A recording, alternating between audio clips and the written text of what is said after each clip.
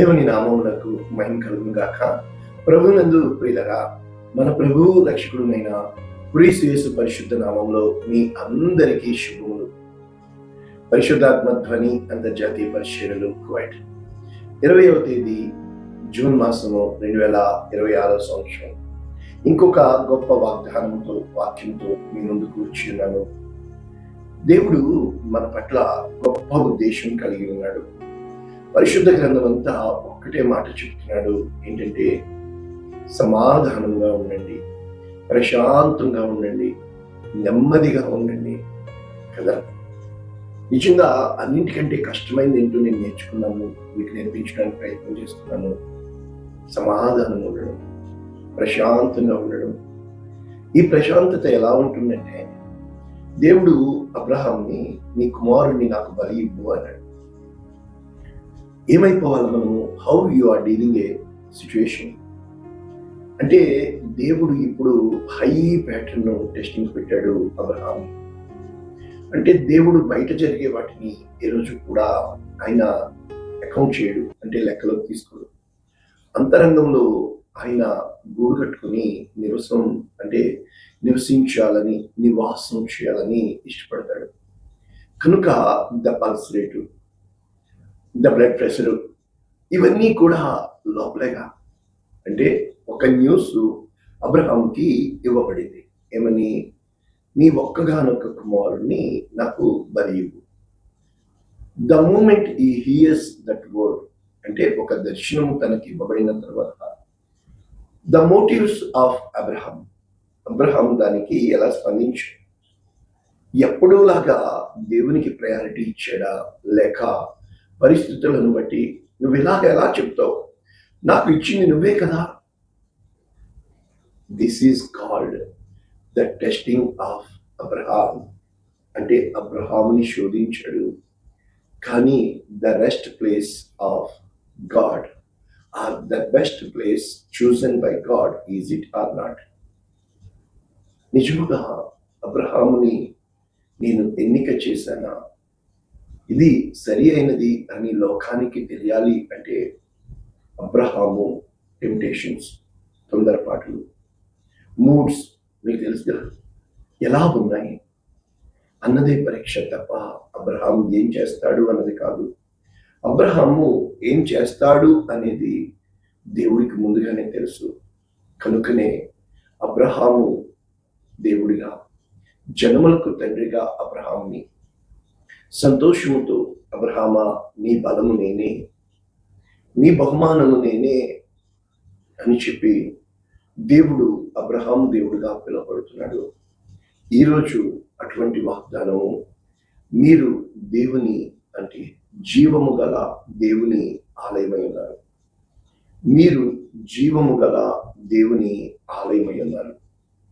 కొరింథీయులకు రాసిన 2వ పత్రిక 6వ అధ్యాయము 16వ వచనం, పూర్తి వచనము, దేవుని ఆలయము విగ్రహములకు ఏం పొందిక. అంటే దేవుని ఆలయానికి విగ్రహాలకి పొత్తు కుదరదు.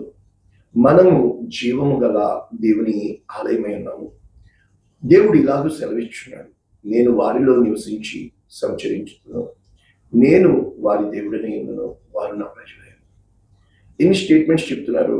ఫస్ట్, అసలు దేవుని ఆలయానికి విగ్రహాలకి సంబంధము లేదు, మొదటి స్టేట్మెంట్. రెండవ స్టేట్మెంట్ కరాఖండిగా చెప్తున్నాడు, మనము జీవము గల దేవుని ఆలయమై ఉన్నాం అని చెప్తూ దానికి బేస్ ఏం చెప్తున్నాడు? నేను వారిలో నివసించి సంచరించదను, నేను వారి దేవుడనే ఎందును, వారు నా ప్రజలై ఉందురు.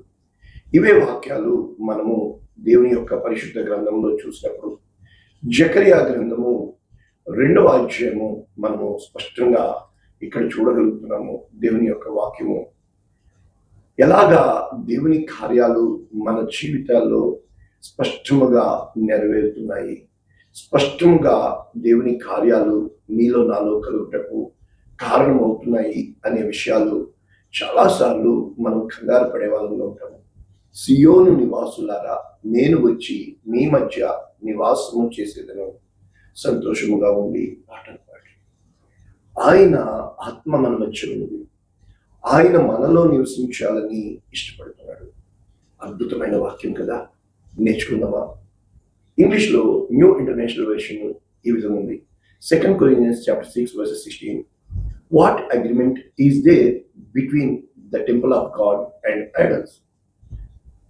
దేవుని ఆలయమునకు విగ్రహాలకు మధ్య అంటే ఏ సంబంధం ఉంది అని చెప్తూ, for we are the temple of the living God. మనము జీవము గల దేవుని ఆలయమైన.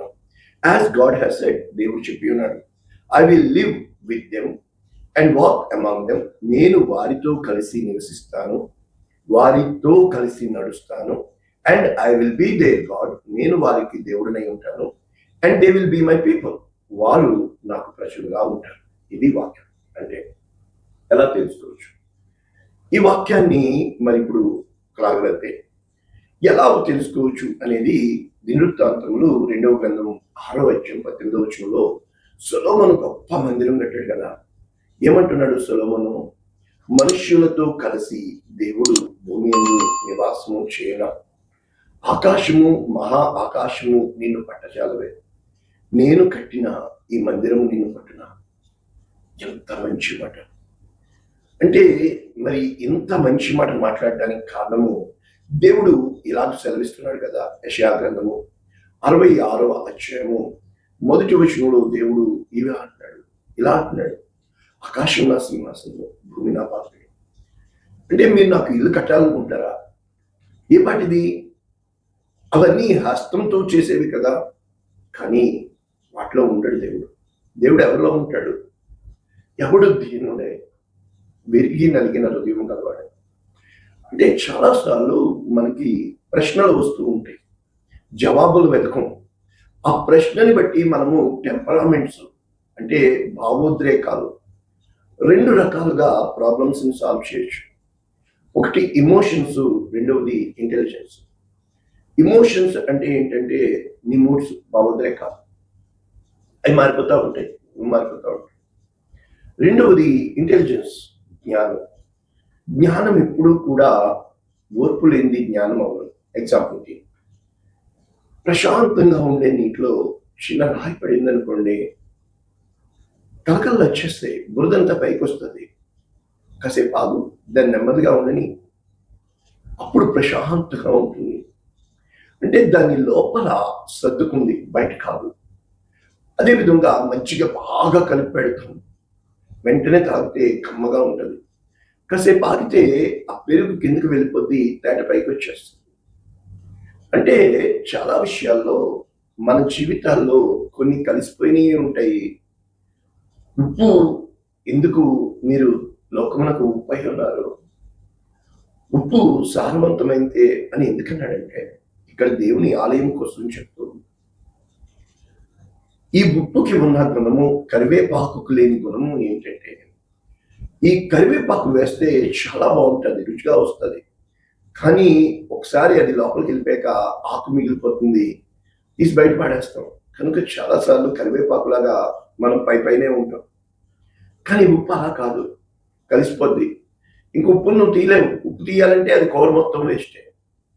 అంటే మీ జీవితంలో, నా జీవితంలో రుచికే వాడేది ఇవి 2. ఒకటి కరివేపాకు, రెండవది ఉప్పు. కానీ ఈ ఉప్పు ఎప్పుడైతే కలిసిపోయి ఆ కూరకి టేస్ట్ ఇస్తుంది, అద్భుతం. నీవు నేను కూడా చాలాసార్లు మంచితనాన్ని చూపించడానికి ప్రయత్నం చేస్తూ ఉంటాం, కానీ దాన్ని హృదయపూర్తిగా చేయము. నేను ఇంతే, మా రూపం కరివేపాకు ఏమవదు, అట్లాగే ఉంటుంది. అది మెత్తగా కూడా అయిపోతుంది, అదేంటో అర్థం కాదు. కనుక దాన్ని తీసి పక్కన పడేస్తాం. మన జీవితంలో చాలా మంది మంచివాళ్ళు మంచివారు, ఆ కొంచెమే మంచి ఇస్తారు, కలవలేరు, పూర్తిగా కలవలేరు. కానీ దేవుడికి అలా వద్దుగా, వద్దు, పూర్తిగా పూర్ణ హృదయముతో, పూర్ణ ఆత్మతో. ఇప్పుడు సృష్టికి వెళ్దాం. సృష్టి ఎలా ఉంది? శూన్యంగా ఉంది, చీకటితో ఉంది, రూపం లేదు, అగాధ జలాలతో శూన్యమైపోయింది. ఈ శూన్యమైపోయినా కూడా ఆ గాఢాంధకారంలో దేవుడు నివసిస్తున్నాడు. ఏం చేయగలడు పాపమైన?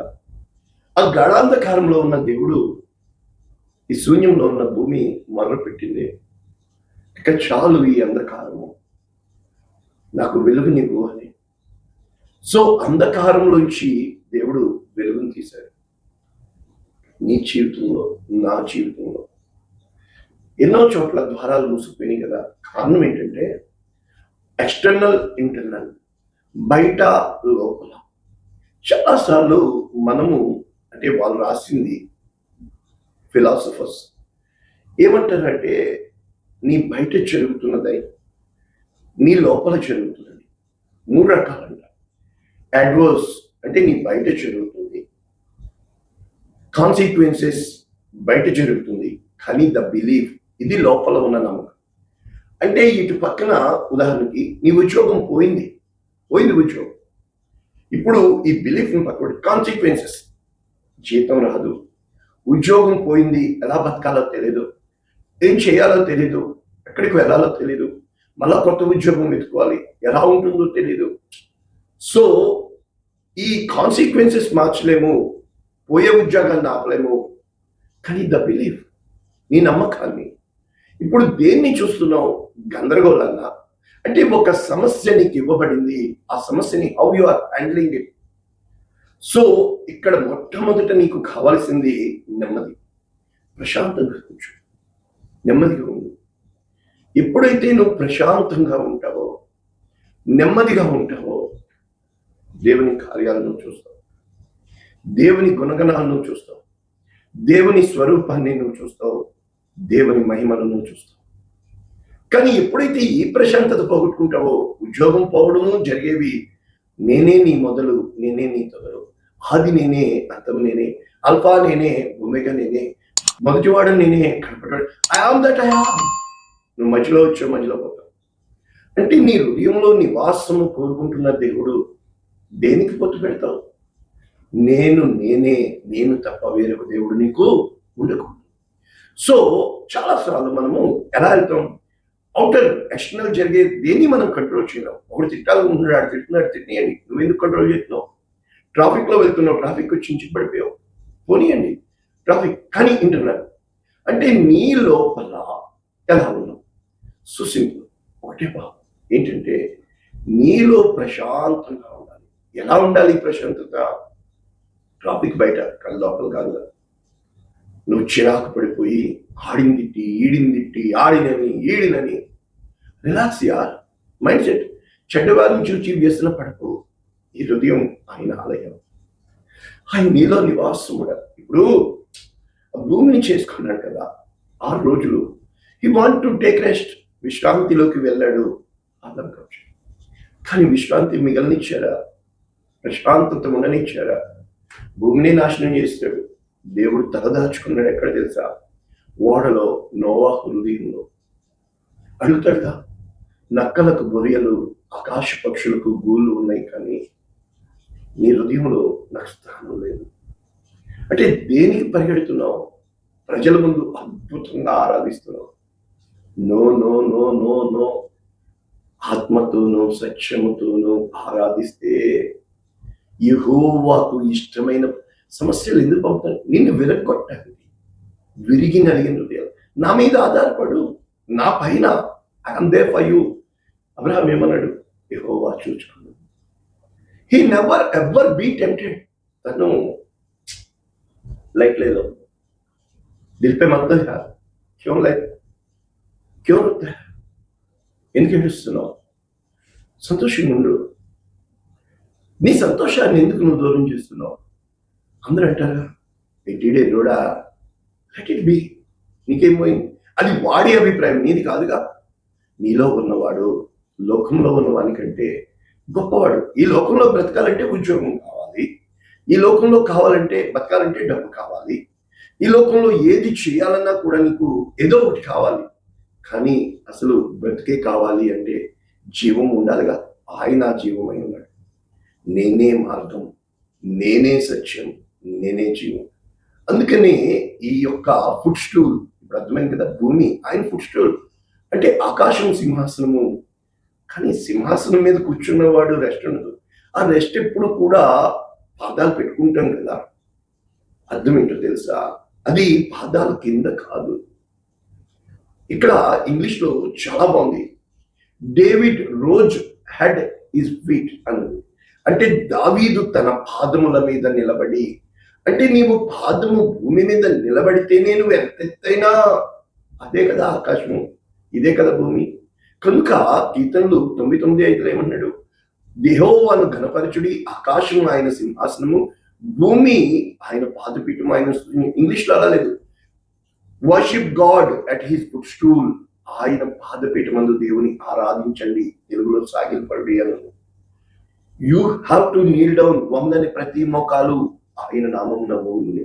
అంటే ఎప్పుడైతే ఈ భూమి మీదన నీ హృదయంలో ఆ పరిశుద్ధుడు పరిశుద్ధుడు పరిశుద్ధుడు అనబడుతున్న వాడికి స్థానాన్ని ఇచ్చేవాడిగా, ఆరాధనతో నింపేవాడిగా, ఆరాధనా స్థలముగా నువ్వు చేసినప్పుడు, ఇదే కదా దేవుడు కోరుకుంటున్నాడు. ఆరాధిద్దామా ఆత్మతో సత్యంతో. అందుకని ఈ అపోస్తలుల కార్యములో 7వ అధ్యాయంలో చాలా మంచి మాటలు స్టెఫెన్ చెప్పాడు. అది చూసి ముగించుకుంటే, అతడు చూచిన మాదిరి చొప్పున ఎవరు? మోషే. దాన్ని చేయవలనని మోషేతో చెప్పినవాడు ఆజ్ఞాపించిన ప్రకారము సాక్ష్యపు గుడారంలో అరణ్యంలో మన పితరుల యొక్క ఆ మందసం ఉంది కదా, ప్రత్యక్ష గుడారము, మన పితరులు తమ పెద్దల చేత దానిని తీసుకునే వారే. దేవుడు తమ యొద్దటి నుండి వెళ్ళగొట్టిన జనములను వారు స్వాధీనపరుచుకున్నప్పుడు యెహోషువతో కూడా ఈ దేశంలోనికి తీసుకుని వచ్చింది. దావీదు దినముల వరకు మనసు. అయితే ఈ దావీదు దేవుని దయపొంది యాకోబు యొక్క దేవుని నివాస స్థలము కట్టాడు. అయితే సొలొమోను ఆయన కొరకు మందిరం కట్టాడు. ఆకాశము నా సింహాసనము, భూమి నా పాదపీఠము, నా కొరకు మీరు మందిరము కడతారా? ఇవన్నీ నా. కాబట్టి అక్కడ హస్తకృతాలయంలో కనుక దేవుని వాక్యానికి చోటు ఇవ్వండి. ఎందుకని కీర్తన 132 చెప్తూ, యెహోవా సియోనును ఏర్పరచుకుని ఉన్నాడు, తనకు నివాస స్థలముగా దాన్ని కోరుకుని ఉన్నాడు. ఇది నేను కోరిన స్థానము, ఇది నిత్యము నాకు విశ్రమ స్థానముగా ఇక్కడ నేను నివసించుకున్నాను, దాని ఆహారమును నేను నిండాను.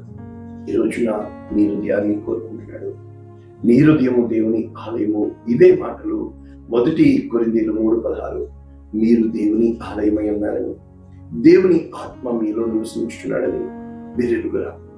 నీ దేవుని ఆలయము ఆయన ప్రశాంతంగా ఉండాలి, సమాధానంగా ఉండాలి, నెమ్మదిగా ఉండాలి, ధైర్యంగా ఉండాలి, జీవమై ఉన్నాడు, సత్యమై ఉన్నాడు, ఆయనే దేవుడు. ఇది వాక్యము. అలా హృదయాన్ని ట్రై చేద్దామా?